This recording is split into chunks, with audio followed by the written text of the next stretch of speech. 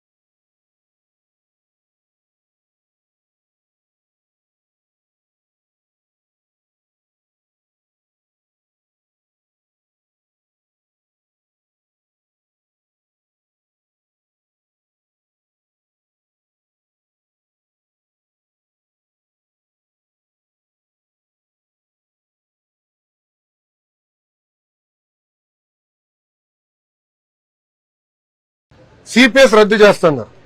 ఏమైంది? సంపూర్ణ మద్యపాన నిషేధం చేస్తున్నారు. ఏమైంది? అయినా మర్చిపోయారా? మళ్ళీ వాళ్ళు అడుగుతారు. ఇప్పుడు మేమున్నాం. వాళ్ళు 1000 రూపాయలు పెంచేదానికి, గత ప్రభుత్వం 1000 రూపాయలు పెన్షన్ పెంచేదానికి 5 సంవత్సరాలు తీసుకున్నారు. మేము అధికారంలోకి వచ్చిన మొదటి 100 రోజుల్లో 1000 రూపాయలు పెన్షన్ పెంచాం. భారతదేశంలో ఏ రాష్ట్రంలో ఇంత పెన్షన్ ఇవ్వట్లేదండి. వృద్ధులు కానివ్వండి, వికలాంగులు కానివ్వండి, ఏ రాష్ట్రంలో ఇంత పెన్షన్ ఇవ్వట్లేదు. ఎన్డీఏ ప్రభుత్వం ఆంధ్ర రాష్ట్రంలో అంత పెన్షన్ ఇస్తుంది. నంబర్ 1. రెండోది, అన్న క్యాంటీన్ మూసేసింది ఎవరు? వైకాపా ప్రభుత్వం.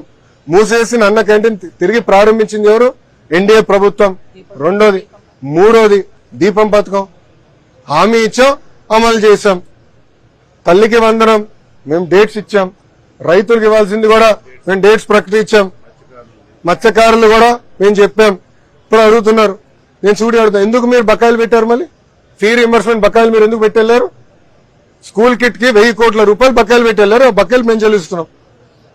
ఇప్పుడు ఎన్టీఆర్ వైద్య సేవ కూడా గత ప్రభుత్వం దాదాపు 1800 కోట్ల బకాయిలు పెడితే మేము చెల్లిస్తున్నాం. మా పైన బాధ్యత ఉంది. మేము బాధ్యత నుంచి పారిపోవట్లేదు, చెల్లిస్తున్నాం. కానీ గత ప్రభుత్వం చేసిన అప్పులు కూడా వడ్డీ కూడా వచ్చి మన నెత్తిమీద పడింది. ఇప్పుడు ప్రతి నెల మాకు 4000 కోట్ల డెఫిసిట్ తో బడ్జెట్ నడుస్తుంది. 4000 crore డెఫిసిట్, 4000 కోట్లు. ఈరోజు జీతాలకి చెల్లించడానికి చాలా ఇబ్బంది పడుతుంది ప్రభుత్వం.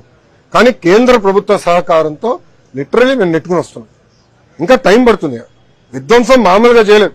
నేను వెళ్ళి ఒక కంపెనీని కలిస్తే వాళ్ళు ఒకటే అడుగుతున్నారు, మీరు హామీ ఇస్తారా మళ్ళీ జగన్మోహన్ రెడ్డి ముఖ్యమంత్రి అవడానికి? నన్ను అడిగారు.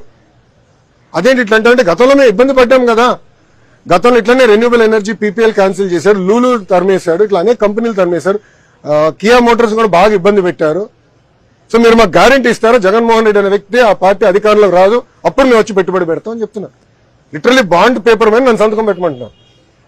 అంత విధ్వంసం జరిగిందండి. రాష్ట్రం దారి తప్పింది. దారి తప్పిన రాష్ట్రాన్ని సరైన దారిలో పెట్టాల్సిన బాధ్యత మా ప్రభుత్వం పైన కలిసికట్టుగా మేము చేస్తున్నాం.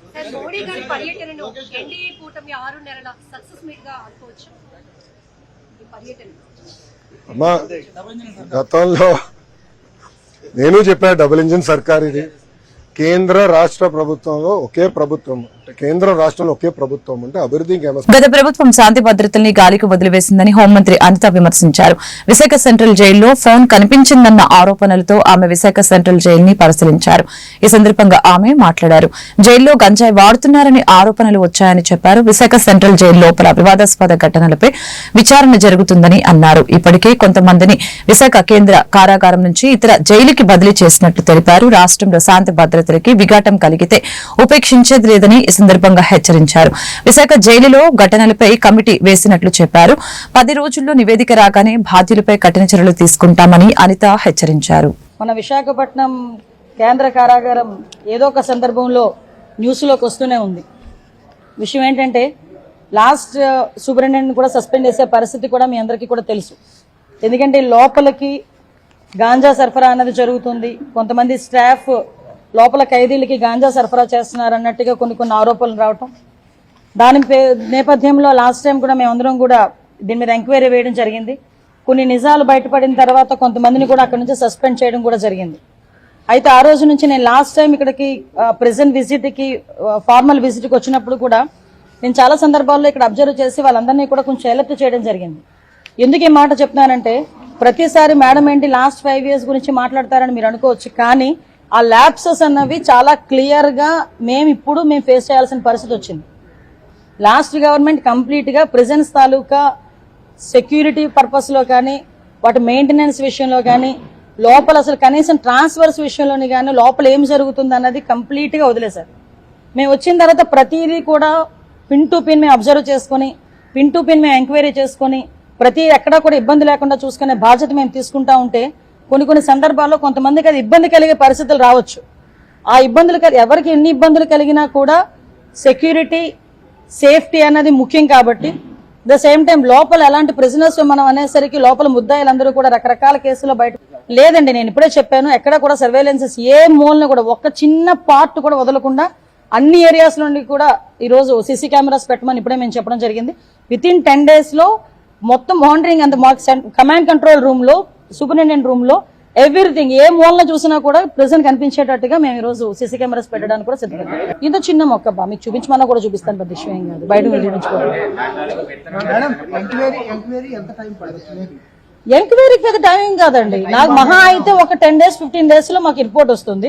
రిపోర్ట్ వచ్చిన తర్వాత డిపార్ట్మెంట్ వాళ్ళు కూడా చేస్తున్నారు. ఇప్పుడు మా డిపార్ట్మెంట్ వాళ్ళు కూడా చేస్తున్నారు ఎంక్వైరీ చాలా క్లియర్ గా. ఎందుకంటే ఇది ఎవడు దాచేది కాదు, దీన్ని అలా కాదండి, దీన్ని దాచేది కాదు, దీన్ని ఎక్కడ కూడా మబ్బి పెట్టలేము, ఏదో మసిపూసి మారడికాయ కూడా చేయలేము. ఎందుకంటే టెక్నాలజీ పెరిగింది. అది సో ఏ మొబైల్ నుంచి ఏ నెంబర్కి వెళ్ళింది ఒకటి మాత్రం క్లియర్, ఇక్కడ లోపల నుంచి ఏ నెంబర్తో మాట్లాడినా కూడా వాడు కూడా శిక్షార్హుడే కదా. సో కాబట్టి ఇందులో ఎంతమంది బయటకు వస్తారు ఆ డాట్స్. ఎన్టీఆర్ జిల్లా గన్నవరం సమీపంలోని కేసరపల్లి వద్ద నిర్వహించిన హైందవ శంకరావం సభ విజయవంతమైంది. విశ్వ హిందూ పరిషత్ ఆధ్వర్యంలో నిర్వహించిన ఈ సభకి తెలుగు రాష్ట్రాల నుంచి పెద్ద ఎత్తున ప్రజలతో పాటు హిందూ ధార్మిక ఆధ్యాత్మిక సేవా సంఘాల ప్రతినిధులు పీఠాధిపతులు హాజరయ్యారు. దీంతో సభా ప్రాంగణం కిక్కిరిసిపోయింది. అంతకుముందు సభ ప్రారంభం సందర్భంగా భారతమాత చిత్రపటం వద్ద విహెచ్పీ నేతలు పీఠాధిపతులు జ్యోతి ప్రజ్వలన చేశారు. 5 ఏళ్లలో హైందవ ధర్మంపై విపరీతంగా దాడి జరిగిందని ఈ సందర్భంగా రాజమహేంద్రవరం ఎంపీ దగ్గుపాటి పురంధేశ్వరి ధ్వజమెత్తారు. దెబ్బతిన్న హిందువుల మనోభావాలని ప్రతి ఒక్కరికి వివరించాలనే ఉద్దేశంతో సభ నిర్వహిస్తున్నట్లు చెప్పారు. రాష్ట్రంలో మత మార్పిడిలు ఎక్కువగా జరుగుతున్నాయని అన్నారు. అందరినీ ఒక తాటిపైకి తీసుకువస్తేనే ఆలయాల స్వయం ప్రతిపత్తి హిందూ ధర్మ పరిరక్షణ సాధ్యమవుతుందని పురంధేశ్వరి తెలిపారు. ఆఫీసర్స్ ఉంటామంటే మాకు అభ్యంతరం లేదు, కానీ ఆ ప్రతిష్టాదులు చేసినటువంటి పెద్దలు ఎవరున్నారో వాళ్ళ ఆదేశానికి విరుద్ధం కాని రీతిలో వాళ్ళు వాటిని నిర్వహించగలిగేట్టుగా అయితే వాళ్ళు ఉండాలి, లేకపోతే వాళ్ళు అక్కడ ఉండాల్సిన అవసరం లేదు. అంగీకరిద్దామా దానికి? ఎండోమెంట్ డిపార్ట్మెంట్ ఉండాలా పోవాలా అది తర్వాత వాళ్ళు నిర్ణయం చేస్తారు.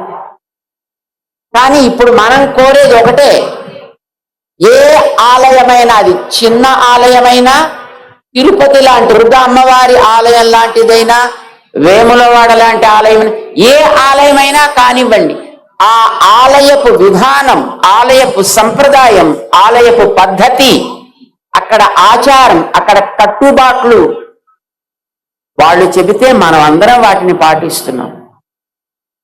ఇలా జరగాలి అని వారు నిర్ణయం చేస్తే మనం అందరం మన ఆఫీసుల్లో, ఉద్యోగాల్లో, వ్యాపారాల్లో పక్కన పెట్టి అందులో సేవలు అందిస్తున్నాం. కుర్రవాళ్ళంతా అందులో ఎన్నెన్నో రకరకాలైనటువంటి ఉత్సవాలు చేస్తున్నారు. పెద్దలు చేసిన నిర్ణయానికి కట్టుబడి సమాజం అంతా దాంట్లో. బాపట్ల పట్టణంలోని జనసేన పార్టీ దివ్యాంగుల జన సైనికుడు గోగన ఆదిశేషు మాట్లాడుతూ ఈ నెల 6వ తేదీన సోమవారం నుంచి రాష్ట్ర ప్రభుత్వం ఒక మంచి నిర్ణయం తీసుకోనుందని చెప్పారు. దివ్యాంగుల సదరం సర్టిఫికెట్ల వెరిఫికేషన్ చేసి అర్హులైన దివ్యాంగులకి న్యాయం చేయాలని ప్రభుత్వ ముఖ్యమంత్రి చంద్రబాబు నాయుడు తెలియజేస్తూ శారీరక దివ్యాంగులు, అందులో చెవిటి మూగవాళ్లు, మెంటల్ హ్యాండిక్యాప్డ్, వీల్ చైర్ మంచాన ఉన్న దివ్యాంగులకి ఒక దివ్యాంగులకు సదరం సర్టిఫికేట్ లేకపోయినా ఆన్లైన్ లో ఐడి నెంబర్ ఉండట్లయితే జిల్లా కలెక్టర్ వెంటనే వారికి సదరం సర్టిఫికేట్ ఇప్పించవలసిందిగా కోరారు. నమస్తే, నా పేరు గోగన ఆదిశేషు. జనసేన పార్టీ దివ్యాంగుల జన సైనికుడిగా పనిచేస్తూ ఉన్నాను. మనం ఒక కూటమి ప్రభుత్వం అధికారంలోకి వచ్చి 7 నెలలు అవుతుంది.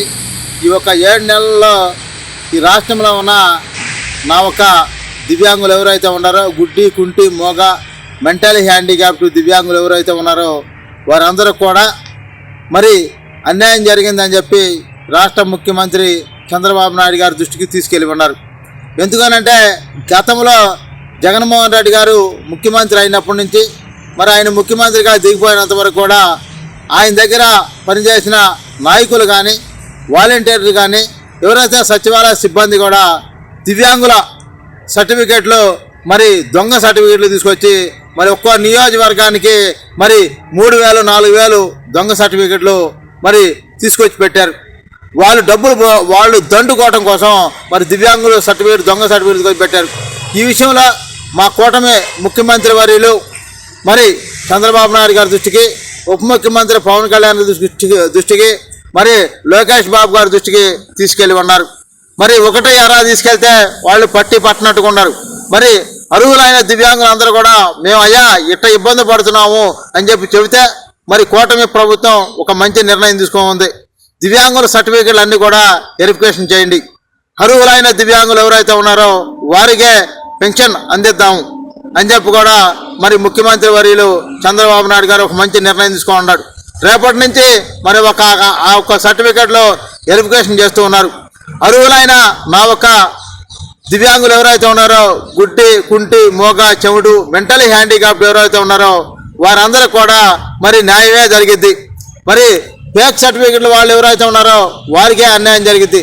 కూటమి ప్రభుత్వం తీసుకున్న నిర్ణయాన్ని, ఒక మంచి నిర్ణయానికి రేపు జిల్లా స్థాయిలో మళ్ళీ మండలాల్లో, నియోజకవర్గాల్లో వెరిఫికేషన్ జరుగుతున్న వెరిఫికేషన్లో ఒక భాగంగా మరి 2009 నుంచి మరి 2019 వరకు దివ్యాంగుల సర్టిఫికేట్లు మరి కొంతమందికి అందిని, కొంతమందికి అందలేదు. అందరి వారి సర్టిఫికేట్లు రేపు లేకపోతే దాని మీద మరి కలెక్టర్ గారికి తెలియజేస్తారు. పల్నాడు జిల్లా కారంపూడి పట్టణ మరియు మండల పరిధిలోని రైతులకి ముఖ్య విజ్ఞప్తి. వరి నాట్ల సందర్భంగా రైతులు ట్రాక్టర్లు దమ్ము చక్రాలతో రోడ్లెక్కిన లేదా రోడ్డుపై దమ్ము చక్రాలతో తిరిగిన ట్రాక్టర్ ని అదుపులోకి తీసుకుని సదరు యజమానిపై కేసు నమోదు చేపడుతుందని, గవర్నమెంట్ సొమ్ముని దుర్వినియోగం చేసిన దాని కింద కేసును నమోదు చేస్తామని కారంపూడి సిఐ టీవీ శ్రీనివాసరావు తెలిపారు.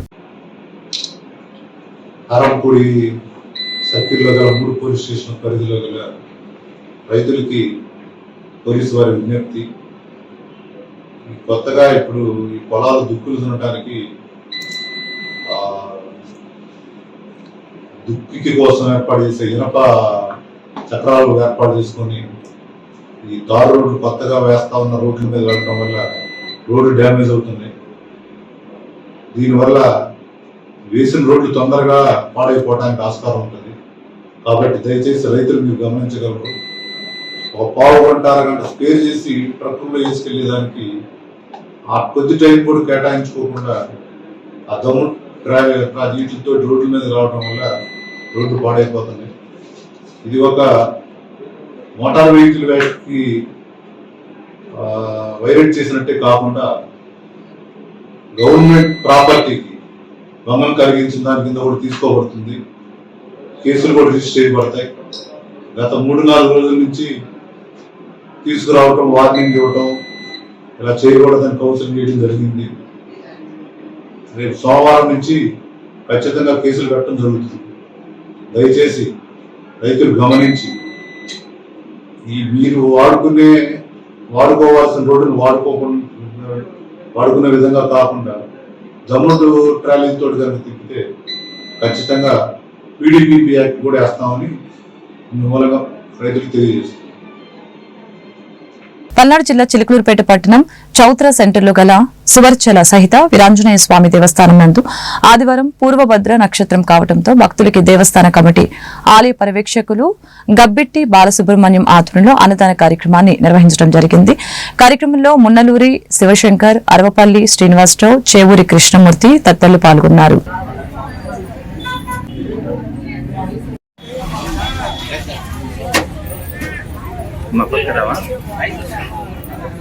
జై శ్రీరామ్, జై జై శ్రీరామ్.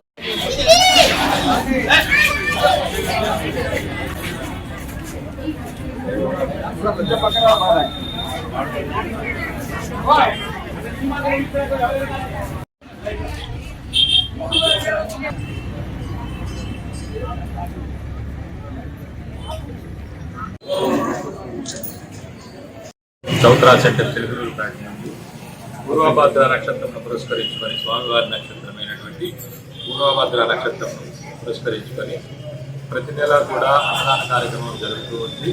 గత 8 సంవత్సరాల నుంచి దాతల సహకారంతో కార్యకర్తలు భక్తజనుల యొక్క విశేష కృషితో ఈ కార్యక్రమాన్ని నిర్విఘ్నంగా వెలువరిస్తున్నాము. మీ అందరి సహకారం కూడా ఉండాలని ఇంకా ఘనంగా జరగాలని చెప్పని దేవస్థానం తరఫున ప్రార్థిస్తున్నాం. 5వ తారీఖున మరి ఆంజనేయ స్వామి గుడి కాడ సౌత్ర సెంటర్ ఆంజనేయ స్వామి గుడి కాడ ప్రతి నెల కూడా మరి భోజన కార్యక్రమం 8 సంవత్సరాలు బట్టి మరి ఆంజనేయ స్వామి గుడి సందర్భంలో మన మున్నలూరి శివశంకర్రావు దేవస్థానం తరఫున అందరూ సహకారంతో అందరూ ఇదితోటి ఈ 8 సంవత్సరాలు బట్టి కూడా నిరక్షణంగా ఈ అన్నదాన కార్యక్రమం మరి సాగించినందుకు ఎంతో ఇదిగా ఉండి మరి ఈ కార్యక్రమాన్ని ప్రతి నెల కూడా జరపాలని అందరూ దాతలు కూడా ముందుకొచ్చి అందరూ కూడా అందరూ ఆశీస్సులతో జరగాలని కోరుకుంటున్నాం. పట్టణ ప్రజలకు విజ్ఞప్తి, భక్తులారా, పూర్వభద్ర నక్షత్రం ఈ రోజు ఆంజనేయ స్వామి పుట్టి నక్షత్రం సందర్భంగా ఈ చౌత్ర సెంటర్లోని ఆంజనేయ స్వామి దేవస్థానంలో నిత్య నైవేద్య కార్యక్రమం మరియు అన్నదాన కార్యక్రమం కూడా అతి వైభవంగా జరుగుతుంది. దాదాపు సహకారంతో అందరి సహకారంతో ఈ కార్యక్రమం అతి వైభవంగా జరుగుతుంది. ఈ కార్యక్రమంలో పాల్గొన్న వారికి అష్టైశ్వర్యాలు, ఆయురారోగ్యాలు కలుగుతాయి. ఎవరైతే దీనికి దాన ధర్మాలు ఇచ్చారో వారి కుటుంబాలు అష్టైశ్వర్యాలతో ఆయురారోగ్యం జరుగుతుంది. దానితో ధనుర్మాసంలో ఈ కార్యక్రమం జరిగినందుకు ఈ ప్రజలందరూ కూడా చాలా ఇంటికి చేసుకుని ఉన్నారు. ఈ కార్యక్రమంలో పాల్గొన్న వారికి, వచ్చిన వారికి మాచర్ల మాజీ శాసనసభ్యులు పిన్నెల్లి రామకృష్ణారెడ్డి ప్రధాన అనుచరులు మాజీ మున్సిపల్ చైర్పర్సన్ తుర్కా కిషోర్ ని హైదరాబాద్ లో అదుపులోకి తీసుకున్న ఏపీ పోలీసులు 2024 సార్వత్రిక ఎన్నికల అనంతరం అజ్ఞాతంలోకి వెళ్లిన తుర్కా కిషోర్ మాచర్లలో టీడీపీ నేతలపై దాడితో సహా పలు కేసుల్లో నిందితుడిగా ఉన్న తుర్కా కిషోర్ అప్పటి నుంచి పోలీసులు కళ్ళకప్పి తిరుగుతున్నాడు. ఈ రోజు హైదరాబాద్ లో అతన్ని అదుపులోకి తీసుకున్నట్లు పోలీసులు తెలిపారు.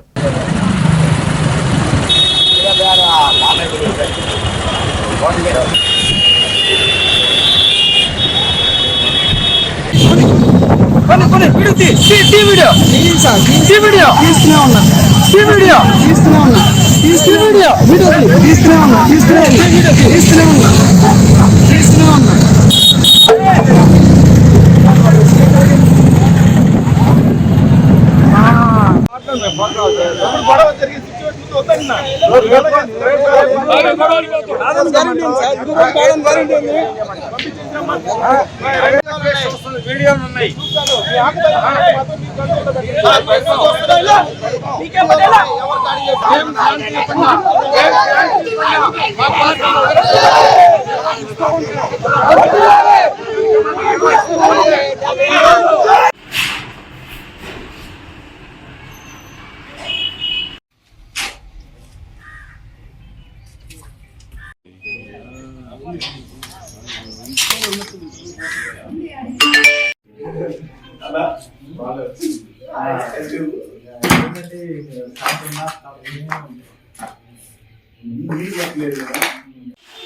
Gracias.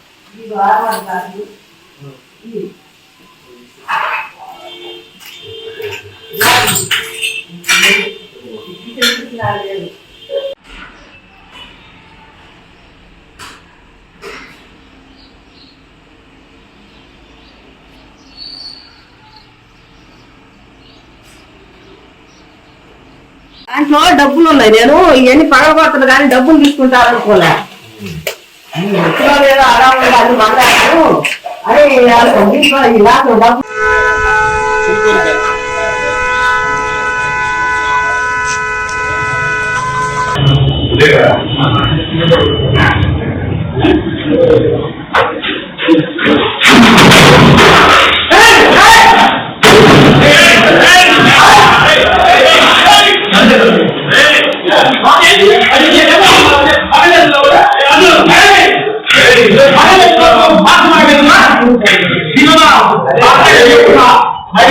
వార్తలు ఇంతటితో సమాప్తం. మరొక బులెటిన్లో మళ్ళీ కలుద్దాం.